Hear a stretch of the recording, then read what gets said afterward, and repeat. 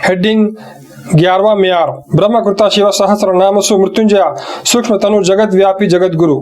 जगत गुरु यानी सरवर आलम वही है जो खुसूसियत से किसी एक वजह के लिबास का तरफदार न हो, ज़मान व मकान वो आब हवा के मुनासिब लिबास को अपना कर लिबास के इख्तलाफात से पैदा शुदा दुख को लोगों से दूर कर दे। ये म्यार भी नबी करीम सल्लल्लाहु अलैहि वसल्लम ही के हक़ में फ़ैसला कर रहा है। आप सल्लल्लाहु अलैहि वसल्लम तमाम मज़ाहिब के लोगों के लिबासों को इस्तेमाल में लाए, अलावा अज़ीं अपने पैरों में मोज़े, चप्पल, खड़ामे वगैरह इस्तेमाल किए हैं। बसा औक़ात नंगे पाँव भी चले हैं। आप सल्लल्लाहु अलैहि वसल्लम ने हरा, लाल, सफ़ेद, पीला, सियाह रंग वाला लिबास मौका व महल के लिहाज से ज़ेबदत किया है। बस औक़ात हिंदू साधुओं का लिबास, कभी यहूदी रहबानों का लिबास, किसी वक्त अरब के सिपह सालारों का लिबास, कभी शाही लिबास, बाज़ औक़ात गदड़ियों का लिबास, बाज़ औक़ात मुनासिब कारोबारी लिबास अपनाते थे और इनको खुद सी भी लिया करते थे, कभी सिला लिया करते थे। इस तरह लिबासों के इख्तलाफात से पैदा शुदा दुखों को दूर फरमा दिया। आज नाम नेहाद जगत गुरु लातादाद झूठ बेजा तरफदारियों के मुर्तकिब बने हुए हैं और इन्होंने दूसरों को भी इसी हसद का निशाना बनाया है और यूं समझते हैं कि अपना लिबास, अपना मुकाम और अपने खड़ावे छोड़ दें तो इनकी मुर्शदी छूट जाएगी। लिहाजा ये जगत के गुरु नहीं हो सकते बल्कि जगत के बच्चे कहला सकते हैं। इसीलिए इनको बचपन ही से मठों में मरी के नाम से पाला पोसा जाता है। जाहिल लोग इनको खूबसूरत गादी पर बड़े करोफट से बुतों की तरह बिठाते हैं।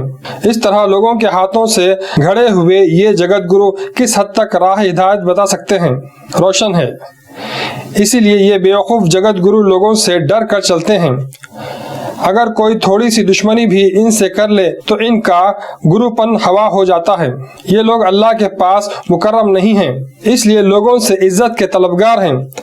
अल्लाह जब इज्जत देता है तो इसमें कोई खामी नहीं पाई जाती, मगर अवाम की दी हुई इज्जत का अल्लाह के पास कोई मुकाम नहीं है। लोगों से हासिल शुदा इज्जत कब फना हो जाएगी पता नहीं चलता। इस तरह नापायदार चीज़ों को पकड़े हुए ये जगत गुरु नाम नेहाद ही हो सकते हैं। इनका ज़ाहरा करोफर मिटने की घड़ी आ चुकी है। पट्टा पट्टदवरु हेट्टाड़ी सत्तारू पट्टाವು ತಮ ತಮ गणना पट्टಕ್ಕೆ चन्न बसवर्ण बंदानु होट्यागी हारु तिरन्ना के मुताबिक इन नाम नेहादों का वक्त करीब आ चुका है। मैं उम्मीद करता हूँ कि इस नाजुक मौके पर ये लोग बेदार होकर नेक रास्तों पर गामजन हो जाएंगे। इस इंतहाई मुखलिसाना अमल में नबी करीम सल्लल्लाहु अलैहि वसल्लम ही मुबैना तौर पर कामयाब व कामरान और सुरखरू रहे हैं। इसी हस्ती के लिए जगत गुरु यानी सरवर आलम सल्लल्लाहु अलैहि वसल्लम का खिताब जेब देता है। हेडिंग 12वां म्यार ब्रह्मकृता शिव सहस्र नाम सुमृत्युंजय सूक्ष्म तनुर जगत व्यापी जगत गुरु। जगत गुरु वही हो सकता है जो मुख्तलिफ तरीक़े इबादत, क़याम, सजदा, रुकू, क़ायदा, मुराक़िबा वगैरह पर बिला इख्तिलाफ अमल पैरा होकर दुनिया के दुख को दूर कर दे।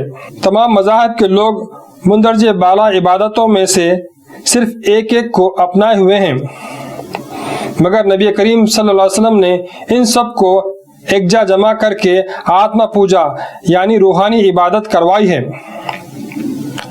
ये वजूद जगत गुरु यानी सरवर आलम सल्लल्लाहु अलैहि वसल्लम बनने की वजह से विष्णु यानी रहीम के मानने वालों और शिवा यानी मालिक के मानने वालों के तरीक़े इबादत को और यहूदी और ईसाई तर्ज इबादत को मुबैना तौर पर इख्तियार कर लिया है। दुनिया के तमाम तबक़ों के तरीक़े इबादत सरवर आलम सल्लल्लाहु अलैहि वसल्लम की इबादत यानी नमाज में जमा हैं। इसी इबादत को मुसलमान नमाज कहते हैं। इसी इबादत के मुतालिक बहुत पहले श्री राम जी ने हनुमान को पेशगोई के तौर पर आगाह किया है। प्रथमम तारकम चैव द्वितीयम दंडम उच्यते तृतीयम कुंडलाकारम चतुर्थम अर्धचंद्रकम पंचमम बिंदु संयुक्तम ओम मित्य ज्योतिरूपकम।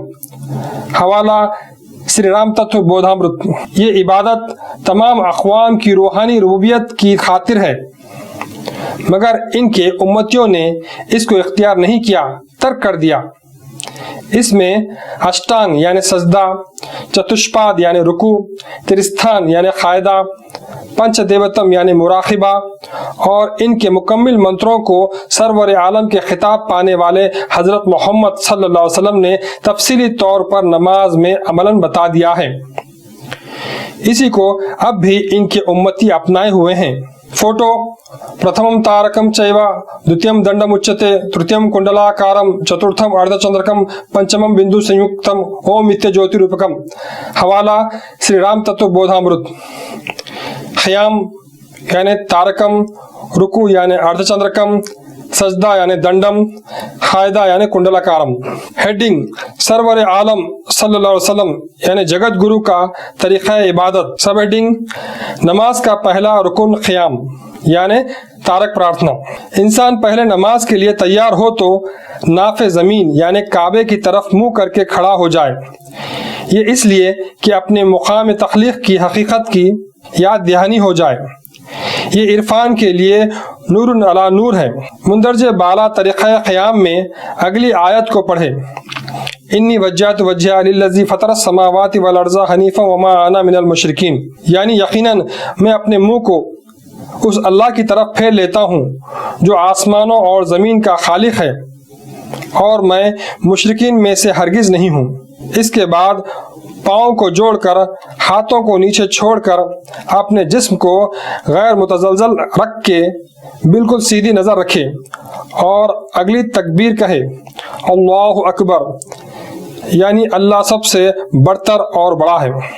اس کے بعد ہاتھوں کو اپنے سینے پر باندھے اور زبان سے ثنا پڑھیں: سبحانک اللہم و بحمدک و تبارک اسمک و تعالی جدک و لا الہ غیرک، یعنی اے اللہ پاک، میں جو تیری حمد کر رہا ہوں اس سے زیادہ تو پاک ہے، اور تیری صفت مبارک ہے، اور تیری بزرگی کی کوئی انتہا نہیں، تو ہی میرا سب سے زیادہ محبوب ہے۔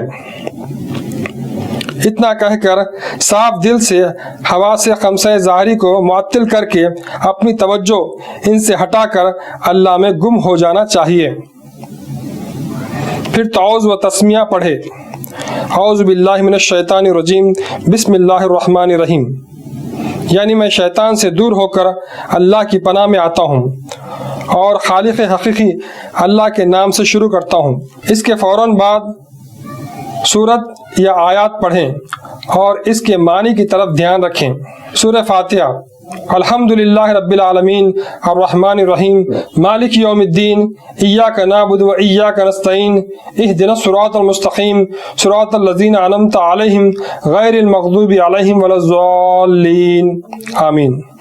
مفہوم: اللہ حی و قیوم دنیا کو ہدایت دیتا ہوا، اپنی قربت کے درجات عطا کرتا ہوا، رب العالمین کی حیثیت سے متعارف ہو کر دنیا کو دائمی امن بخش رہا ہے۔ صفت رحمان یعنی برہم کے ساتھ تخلیق کرتا ہوا اپنی ازلیت و ابدیت کا ظہور کر رہا ہے۔ صفت رحیم یعنی وشنو کے ساتھ دنیا کو نوازتا ہوا مومنین کی ہر دعا کو پورا کر رہا ہے، اور صفت مالک یعنی رودر کی حیثیت سے بروں کو ملیامیٹ کر رہا ہے۔ اے اللہ، ہم تیری ہی عبادت کرتے ہیں اور تجھ ہی سے مدد مانگتے ہیں۔ جن بزرگوں پر تو نے انعامات کیے ہیں ان کے راستے پر ہمیں چلا، اور جن پر تیرا غضب ہوا ہم کو ان سے دور رکھ، اور بت پرستوں میں سے ہم کو نہ کر، آمین۔ اس کے بعد قرآن کریم سے چند آیات پڑھیں۔ ہیڈنگ: دوسرا رکن رکوع یعنی اردھ چندرکم۔ مندرجہ بالا سورت و آیات کی تلاوت کے بعد اگلی تکبیر کہیں: اللہ اکبر۔ اس کے بعد آدھے چاند کی شکل میں جھک کر دونوں ہاتھوں کو گھٹنوں پر رکھ کر اطمینان کے ساتھ اگلی تسبیح کم از کم 3 مرتبہ پڑھیں: سبحان ربی العظیم، یعنی اللہ پاک و مصفا، دنیا کو پاک کرنے والا رب عظیم ہے۔ اس کے بعد سیدھا ٹھہرتے ہوئے اگلی تسبیح پڑھیں: سمیع اللہ لمن حمدہ، یعنی اللہ پاک اس تک پہنچنے والی عبادت کو سن رہا ہے۔ ہیڈنگ: تیسرا رکن سجدہ یعنی دنڈم۔ مندرجہ بالا تسبیح کے بعد فوراً سیدھا کھڑا ہو جائے اور اگلی تکبیر پڑھتے ہوئے سجدے میں چلا جائے۔ اللہ اکبر جب سجدے میں آ جائے اگلی تسبیح کم از کم 3 مرتبہ پڑھیں۔ سبحان ربی الاعلی یعنی اللہ پاک دنیا کو پاک کرنے والا رب اعلیٰ ہے۔ بعد میں سجدے سے سر اٹھا کر پھر سجدے میں چلے جائیں اور وہی تسبیح پڑھ کر قاعدے میں بیٹھ جائیں، پھر التحیات پڑھیں۔ ہیڈنگ چوتھا رکن قاعدہ یعنی کنڈلاکارم۔ التحیات للہ والصلوات والطیبات، السلام علیک ایھا النبی ورحمۃ اللہ وبرکاتہ، السلام علینا وعلی عباد اللہ الصالحین، اشہد ان لا الہ الا اللہ واشہد ان محمدا عبدہ ورسولہ۔ یعنی تمام عظمت، تمام عبادتیں اور تمام پاکیاں اللہ ہی کے لیے ہیں۔ اے نبی صلی اللہ علیہ وسلم، آپ صلی اللہ علیہ وسلم پر سلامتی ہو، اللہ کا رحم ہو اور برکت ہو، ہم کو اور تمام صالح بندوں کو سلامتی ملے۔ میں گواہی دیتا ہوں اللہ پاک ایک و یکتا اور سب کو پناہ دینے والا ہے، اس کا کوئی ثانی نہیں، اور میں گواہی دیتا ہوں کہ نبی کریم صلی اللہ علیہ وسلم رسول اور اللہ کے بندے ہیں۔ مندرجہ بالا 4 ارکان کو 2 مرتبہ ختم کر کے اوپر والی التحیات پڑھیں، پھر 2 رکعت ختم کرنی باقی ہیں، تو جتنا اوپر پڑھ چکے ہیں اس کے ساتھ ہی اٹھ کھڑے ہوں اور پھر 2 رکعت ختم کریں۔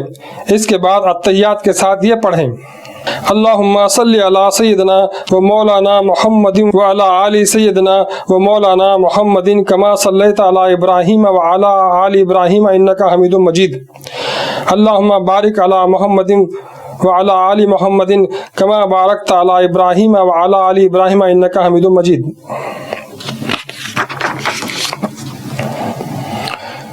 یعنی اے اللہ، تو نے ابراہیم علیہ السلام اور ان کی آل پر جس طرح رحم فرمایا، اسی طرح محمد صلی اللہ علیہ وسلم اور آپ صلی اللہ علیہ وسلم کی آل پر رحم فرما، اور جس طرح ابراہیم علیہ السلام اور ان کی آل کو تو نے برکت عطا فرمائی، اسی طرح نبی کریم صلی اللہ علیہ وسلم اور آپ صلی اللہ علیہ وسلم کی آل پر برکت نازل فرما۔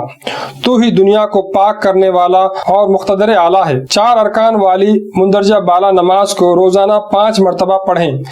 اسی نماز کو آدھی رات میں 6 دوگانوں کے ساتھ بصورت تہجد پڑھیں، تبھی انسان کو اللہ کی قربت عطا ہوتی ہے۔ انہی اوقات میں اللہ کی نعمتوں سے مومن کو بشارات دی جاتی ہیں۔ ایسے ہی وقت میں اللہ پاک انسان کو اپنے الہام سے عالم بیداری میں نوازتا ہے۔ اسی نماز کو سرور عالم صلی اللہ علیہ وسلم یعنی جگت گرو نے اپنے مومنین کے لیے مقرر کیا ہے۔ اسی کے لیے سرور عالم صلی اللہ علیہ وسلم یعنی جگت گرو یوں فرماتے ہیں: من ترک الصلاۃ متعمدا فقد کفر، یعنی جو شخص اس نماز کا عمدن تارک ہے یقیناً اس نے اس حد تک کفر کیا۔ یہ بزرگ ہستی دیگر افعال سے اس نماز کو اہم اور مقدم سمجھتے تھے۔ ایسے پابند نماز مومنین کو دیکھ کر آپ صلی اللہ علیہ وسلم نے فرمایا کہ میں کامیاب ہو گیا ہوں۔ پہلے بزرگوں میں بھی یہی نماز قائم کی گئی تھی، مگر وہ سرور عالم یعنی جگت گرو نہ ہونے کی وجہ سے ان کے پیرووں میں یہ نماز قائم نہ رہ سکی۔ اسی لیے نبی کریم صلی اللہ علیہ وسلم کل شیء محیط اس نماز کو قائم کر کے تمام ذات پات کو ملانے کا موقع عطا کر کے سرور عالم صلی اللہ علیہ وسلم یعنی جگت گرو کا خطاب پا کر مکمل طور پر اللہ کی قربت حاصل کر کے مقتدر جلواگر ہیں۔ ہیڈنگ 13واں معیار۔ برہما کرتا شیوا سہسر نام سو مرتنجیا سوکشم تنو جگت ویاپی جگت گرو۔ جگت گرو یعنی سرور عالم وہی ہو سکتا ہے جو دنیا میں آنے والے وقتاً فوقتاً انبیاء اور بزرگوں کے مختلف اعتقادات و منازل کو مان کر خود اپنے میں ان کو بتا کر ان کے مابین اختلافات کو دور کر کے لوگوں کے دکھ کو دور کر دے۔ اس مضمون میں ایک دوسرے کے مابین اختلافات ہیں، مگر رسول اللہ صلی اللہ علیہ وسلم نے ان کا صاف طور پر فیصلہ کر دیا ہے اور اپنے اعمال و افعال سے اس کا ثبوت دیا ہے۔ ہیڈنگ دویت مت سدھانت یعنی مذاہب واحدیت۔ اس کا مطلب بہت صاف اور آسان ہے۔ وہ عالم الغیب ہے، روح اعظم ہے، صمد ہے، سچائی، ارادہ، اطمینان، دوام اور اکملیت کا حامل ہے، وراء الورا ہے، مگر نفس بصورت کثیف، جہالت، دکھ، नापायदारी, मुनक़िस्म वगैरह फ़ानी हैसियत का हामिल है। ऐसी सूरत में रूह और जान को एक ही चीज़ समझना अज़बज़ गलत है। यही मज़हब वाहिदियत की दलील है। इसके लिए कुरान करीम खुले अंदाज में मुदल्लल सबूत फराहम करता है। तदबीक़: परमात्मा यानी रूह, जीवात्मा यानी नफ्स। परमात्मा यानी रूह। नंबर 1, हुवल हय्युल क़य्यूम ला ताख़ुज़ुहु सिनतुन वला नौम। मानी रूह यानी अल्लाह मौत पर फतेह पाने वाली गैर मुबद्दल तीन हालतों से मुबर्रा है। जीवात्मा यानी नफ्स। नंबर 1, कुल्लु नफ्सिन ज़ाइक़तुल मौत यानी तमाम जानें मौत का मज़ा चखने वाली हैं। परमात्मा यानी रूह। नंबर 2, कुल्लु मन अलैहा फ़ान व यबक़ा वजहु रब्बिका ज़ुल जलाली वल इकराम यानी तमाम चीज़ों को फ़ना है मगर तुम्हारा रब अपने आप अपनी ज़ात से कायम है। जीवात्मा यानी नफ्स। नंबर 2, नहनु खलक़नाहुम व शददना असरहुम व इज़ा अशीना बद्दलना अमसालहुम तब्दीला यानी मैं मतलब अल्लाह ने ही इनको पैदा किया है और इनको मैंने ही सूरत बख्शी है। जब मैं चाहूँ इनकी तब्दीली मुकाम कर सकता हूँ। परमात्मा यानी रूह। नंबर 3, इन्नल्लाह यामुरु बिल अदल वल ihsan यानी अल्लाह आला क़दर मरातिब एहसानात से लबरेज अहकामात सादिर फरमाता है।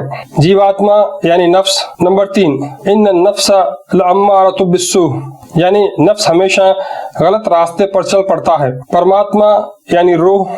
नंबर 4, हुवल्लाहुल खालिकुल बारिउल मुसव्विरु लहुल अस्माउल हुस्ना यानी अल्लाह खालिक है और मुख्तलिफ सूरतों को बनाने वाला है और उसकी सिफात व अनवार दुनिया को मुसफ़ा करने वाली है। जीवात्मा यानी नफ्स। नंबर 4, इन्ना खलक़नल इंसाना मिन नुत्फ़तिन अमशाजिन नब्तलीह यानी हम इंसान को मर्द व औरत की मनी और सोहबत से पैदा करते हैं। परमात्मा यानी रूह।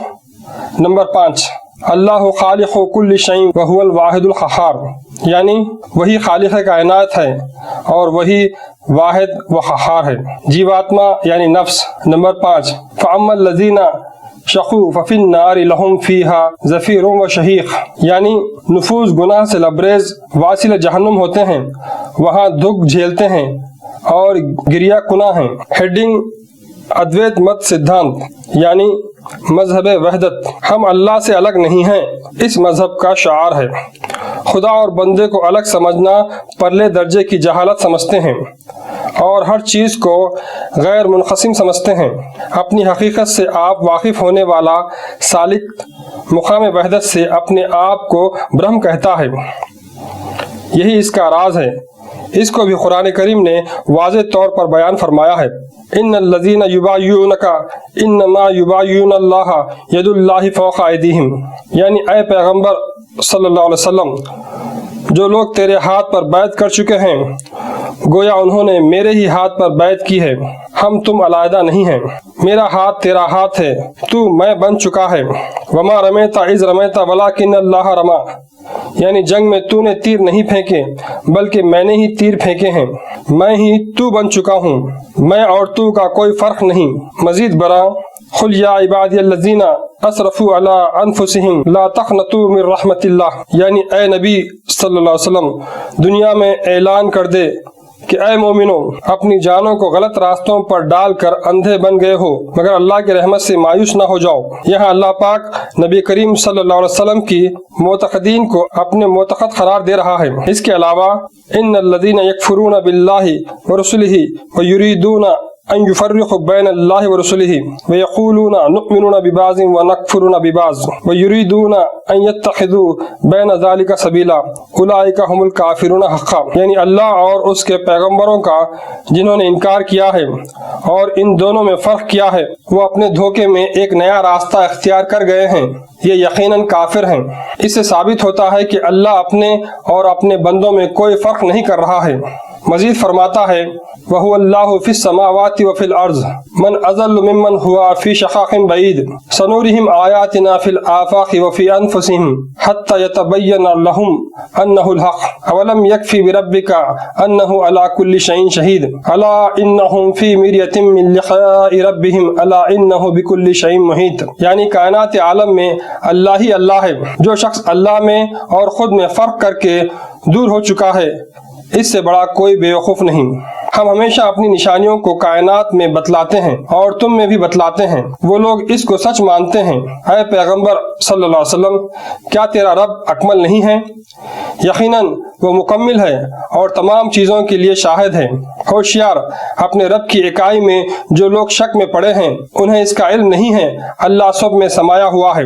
اس مضمون سے متعلق قرآن کریم میں کھلے دلائل ملتے ہیں مگر یہ مضمون سرور عالم صلی اللہ علیہ وسلم یعنی جگت گرو کی زبان مبارک سے بھی ظاہر ہوا ہے. آپ صلی اللہ علیہ وسلم فرماتے ہیں اے لوگو اللہ فرماتا ہے اے پیغمبر صلی اللہ علیہ وسلم میری راہ میں جو کمر بستہ ٹھہرتا ہے میں اس کا ہاتھ بن جاتا ہوں. جب وہ دیکھتا ہے تو میں ہی اس کی آنکھ بن جاتا ہوں. جب وہ سنتا ہے تو میں ہی اس کے کان بن جاتا ہوں. میرے پیر اس کے پیر بن جاتے ہیں.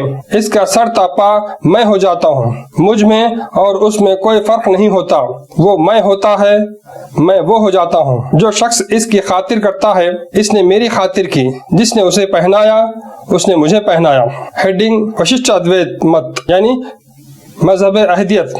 اس کی تفصیل بہت ہی خوبصورت ہے. کائنات عالم اللہ کی صورت گری ہے. وہ اس سے الگ نہیں ہے. یہ دونوں ہی اللہ کی اکائی کا وجود معلوم ہوتے ہیں. روح ہی نفس ہے اور نفس ہی اللہ ہے. خالق و مخلوق ایک ہی حقیقت ہے. گرو اور بھکت ایک ہی ہو کر دو معلوم ہوتے ہیں. اسی طرح اللہ بندہ ایک جان دو قالب ہیں مگر اس کی حقیقت بھی اللہ کی اکائی ہے. یہی وششٹھ ادویت یعنی مذہب احدیت کی حقیقت ہے. یہ مضمون بھی قرآن کریم میں بہت واضح ہے. وما تکون فی شأن وما تتلو منہ من قرآن ولا تعملون من عمل الا کنا علیکم شہودا اذ تفیضون فیہ یعنی تم کسی بھی حالت میں ہو اور تم کسی حصے کو بھی قرآن کریم سے پڑھتے ہو اور تم جو کچھ بھی کرتے ہو میں وہاں خود ہوتا ہوں. اس سے پتہ چلتا ہے کہ وہ ہمارے ساتھ ہی ہوتا ہے. ہم اس سے الگ نہیں ہیں نہ وہ ہم سے الگ. نحن اقرب الیہ منکم ولکن لا تبصرون یعنی تم اپنے نفس سے جس قدر قریب ہوتے ہو میں اس سے زیادہ قریب ہوتا ہوں. انسان ہی جان کہلا کر جس طرح لیلا کرتا ہے اس سے بھی زیادہ اللہ نفس میں لیلا کرتا ہے. اسی کو بعض لوگ احدیت یعنی شکتی وششٹھ ادویت کہتے ہیں. وہ اس طرح کہ اس میں اللہ الگ نفس الگ اور میں کہنے والا ہی کل طاقت کی صورت ہے. اسی لیے چک چنبسویشور اس کو آتما روپ یعنی روح کی شکل کہتے ہیں. آگے وہ حصے واضح کیے جائیں گے. اشٹلنگ یعنی روح مرضیہ.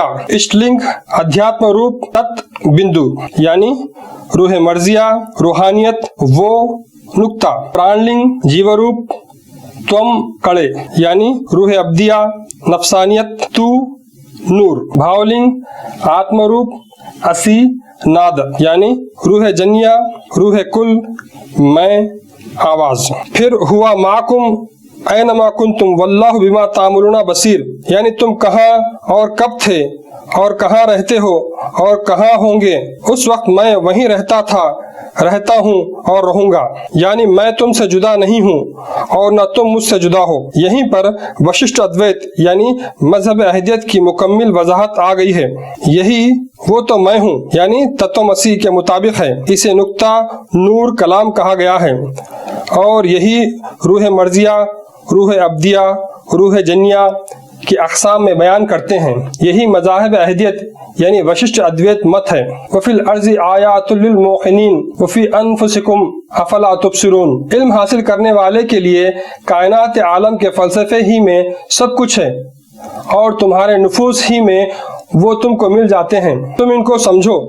ایسا معلوم ہوتا ہے کہ کائنات عالم انسان کامل بن گئی ہے. کائنات اور انسان الگ نہیں ہیں. اللہ کے لیے انسان کا نفس ہی وجہ تخلیق کائنات ہے اور یہی نفس روح کا ایک مرتبہ ہے اور روح کی شکل ہی روح اعظم اللہ کا ایک روپ ہے۔ یہ تین الگ الگ نظر آنے کے باوجود دراصل ایک ہی وجود متصور ہے۔ وَنَحْنُ أَقْرَبُ إِلَيْهِ مِنْ حَبْلِ الْوَرِيدِ، یعنی اللہ تو انسان کی رگ جان سے بھی قریب ہے۔ جب اللہ پاک انسان کی رگ جان سے بھی قریب ہے تو نفس کے لیے جائے قرار کہاں اور روح کا کون سا مقام ہے؟ پھر یہ تین کیوں ہیں؟ نفس حقیقت کا روپ ہے اور لامحدود ہے، اور وہ مجسم اطمینان ہی اطمینان ہے۔ اللہ پاک وراء الورا نور کی صورت ہے۔ مایا کی وجہ سے اللہ پاک نفس اور کائنات عالم کی طرح نظر آتا ہے۔ یہ چیزیں جاہلوں کو الگ الگ نظر آتی ہیں اور عارفوں کو ایک۔ اسی طریقے سے سرور عالم صلی اللہ علیہ وسلم یعنی جگت گرو نے اور آپ صلی اللہ علیہ وسلم کی الہامی کتاب قرآن کریم نے دیگر تمام علوم و ہدایات کو ذرہ برابر نظر انداز نہ کرتے ہوئے گھیرے میں لے لیا ہے۔ اسی لیے مظہر رب العالمین حضرت محمد صلی اللہ علیہ وسلم کو برہما کرتا شیوا سہسر نام سمرتنجا سوکشم تنو جگت ویاپی جگت گرو کے مصداق گردانا گیا ہے۔ ہیڈنگ 14واں معیار برہما کرتا شیوا سہسر نام سمرتنجا سوکشم تنو جگت ویاپی جگت گرو۔ جگت گرو یعنی سرور عالم وہی ہو سکتا ہے جو کسی خاص ملک کا طرفدار نہ ہوتے ہوئے دنیا کے ممالک کا یکساں حامی بن کر لوگوں میں کسی خاص ملک کی بیجا طرفداری سے پیدا شدہ دکھ کو دور کر دے۔ اس معیار میں نبی کریم صلی اللہ علیہ وسلم کے سوا کسی کو قدم رکھنے کی جگہ نہیں ہے۔ دیگر پیغمبروں نے مختلف زبانوں اور مختلف ممالک میں مبعوث ہو کر وہاں کی اقوام کی جسمانی و روحانی ربوبیت فرمائی۔ سری رام جی نے چھتریوں میں مبعوث ہو کر بھرت کھنڈ کی جسمانی و روحانی حفاظت کی۔ اسی بھرت کھنڈ کو ہندو دیش کہا جاتا ہے۔ ہندو لفظ کسی مذہب کا نام نہیں، دیگر ممالک والوں کا دیا ہوا نام ہے۔ ایک زمانے میں عرب اور ایرانی بھرت کھنڈ کے شمالی حصے سے داخل ہو کر یہاں کی عورتوں اور بچوں کو اغوا کر کے اپنے ممالک یا دوسرے ملکوں کو بیچ ڈالتے تھے۔ آج سے 2000 سال قبل یہ ایک تجارت بن چکی تھی۔ اس وقت دوسرے ممالک کے لوگ یہ دیکھ کر اس ملک کو ہندو دیش کہنے لگے۔ ہندو یعنی غلام یا لونڈی۔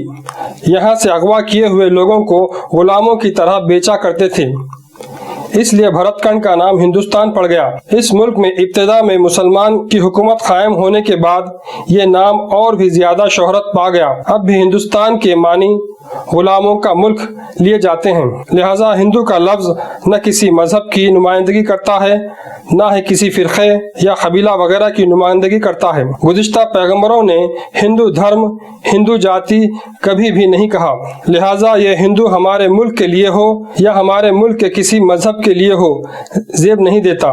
دنیا والوں نے اپنی ناجائز طرفداری و تعصب کے تحت مختلف ممالک کو مختلف نام دیے ہیں، یہ کوئی خدا کا کلام نہیں ہے۔ اس ملک میں جب انگریزوں نے اپنی مملکت قائم کی تو تعصب اور ناجائز طرفداری کے تحت دوبارہ اس کو ہندوستان کے نام ہی سے پکارا۔ یہاں وہ لوگ اپنی حکومت قائم کر کے تقریباً 100 سال ہوئے ہیں، پھر بھی یہ لوگ اپنے تخت و تاج کو اپنے ہی ملک انگلینڈ میں رکھتے ہیں۔ ان کا ملکی تعصب اور طرفداری کس قدر سر چڑھی ہے سمجھنے کی بات ہے۔ ہر انگریز کے سر پر ملکی طرفداری کا یہی جنون سوار ہے۔ یہ بیماری رفتہ رفتہ بھارت واسیوں کے سروں کو بھی خراب کرنے لگی ہے۔ یتھا راجا تتھا پرجا، یعنی جیسا راجا ویسی پرجا، ضرب المثل کے تحت اس ملک کے ماضی کے نظریات بدلتے جا رہے ہیں۔ ایسے ناجائز طرفدار لوگ مذہبی نہیں سمجھے جا سکتے، مگر اس زمانے کے لوگ اس سے خودکشی، مرشد کشی، روح کشی وغیرہ کے گناہوں میں مبتلا ہو رہے ہیں۔ نبی کریم صلی اللہ علیہ وسلم ایسی تمام ناپاک طرفداریوں سے الگ تھلگ رہے، اس لیے آپ نے اپنے امتیوں کو خطاب کر کے یوں فرمایا: اللہ نے تمام روئے زمین کو تمہارے لیے مسلح بنا دیا ہے، تم جہاں بھی جاؤ اس ملک کو اپنا ہی ملک سمجھو۔ اگر وہاں کے لوگ اس کے لیے تمہارے مقابلے اور تمہارے مذہب کے مقابلے پر صف آرا ہو جائیں تو تم ان سے جنگ کرو، اور اگر تم میں استطاعت نہ ہو تو ہجرت کر جاؤ۔ قرآن کریم نے بھی ملکی طرفداری کو جہنم قرار دیا ہے۔ ملک الموت ملکی طرفدار کی روح کھینچتے وقت اس کے دکھ کو دیکھ کر اس کی وجہ دریافت کرتے ہیں کہ یہ تکلیف تم پر کیوں ہے؟ جواباً وہ یہ کہیں گے کہ ہم نے مذہب سے لاپرواہی برتی اور ملک کی طرفداری کو اپنایا، اس کے سوائے ہمارا کوئی جرم نہیں ہے۔ اس کے جواب میں ملک الموت یوں کہیں گے علم تکن ارض اللہ واسعۃ فتہاجروا فیہا فاولئک مأواہم جہنم وساءت مصیرا، یعنی کیا تمہارے لیے اللہ کی زمین وسیع نہ تھی؟ کیا ان ممالک میں جہاں چاہے سفر نہیں کر سکتے؟ اب تمہارے لیے کوئی چھٹکارا نہیں، اب تمہارے لیے جہنم ہی ٹھکانہ ہے۔ قل ان کان آباؤکم وابناؤکم واخوانکم وازواجکم وعشیرتکم واموال اقترفتموها وتجارۃ تخشون کسادها ومساکین ترضونها احب الیکم من اللہ ورسولہ وجہاد فی سبیلہ فتربصوا حتی یأتی اللہ بامرہ واللہ لا یہدی القوم الفاسقین، یعنی اے نبی صلی اللہ علیہ وسلم لوگوں میں اعلان کر دو کہ دین کے لیے اور جہاد فی سبیل اللہ کے لیے اگر تم کو اپنے ماں باپ، اپنے بچے، اپنی برادری، اپنی ازواج، اپنے اقربا اور اپنی تجارت اور اپنے ملک کو بھی چھوڑنا پڑے تو چھوڑ جاؤ، ورنہ تم اللہ کے غضب کے مستحق ہو جاؤ گے۔ ایسے لوگوں کو اللہ پاک راستہ نہیں دکھاتا۔ تم سب دنیا کے ایک جہاز میں سوار ہو، وہاں کے لوگوں کو اللہ کا کلام سناؤ تاکہ اس سے وہ لوگ بیدار ہوں اور جہاز ہی میں رہیں۔ تم تمام دنیا کے سردار ہو، لہذا تم تمام اقوام سے بہتر ہو۔ تمام اقوام تمہارے قدموں کے نیچے ہیں، ان تمام کو تم اپنا ہمسر بنانے کی کوشش کرو۔ اس کو چھوڑ کر اگر تم دنیا کی طرف راغب ہو جاؤ گے تو انہی کی طرح تم بھی برباد ہو جاؤ گے۔ تم اس دنیا کی بہترین قوم ہو اور اس دنیا کے جہاز کے مسافر ہو۔ ماباقی اقوام غلاموں کی طرح اس جہاز کے نچلے حصے میں رہتی ہیں، وہاں انہیں اگر اپنے پینے کا پانی میسر نہ ہو تو وہ تم مسافروں کی طرف طلبگار ہوں گی۔ اس وقت اگر تم ان کو قرآن کریم کا پانی نہ دو گے تو وہ جہاز میں سوراخ کر کے پانی فراہم کریں گے۔ اس حرکت سے جہاز میں سمندر کا پانی در آئے گا، نتیجہ یہ نکلے گا کہ وہ خود ڈوب کر تمہیں بھی لے ڈوبیں گے۔ اسی طرح تمہاری اور عام دنیا کے لوگوں کی حالت ہے۔ انسانی دل کی زمین ہی تمہاری زمین ہے، اس میں اگر مناسب کاشت کریں تو بہترین پھل برآمد ہوگا۔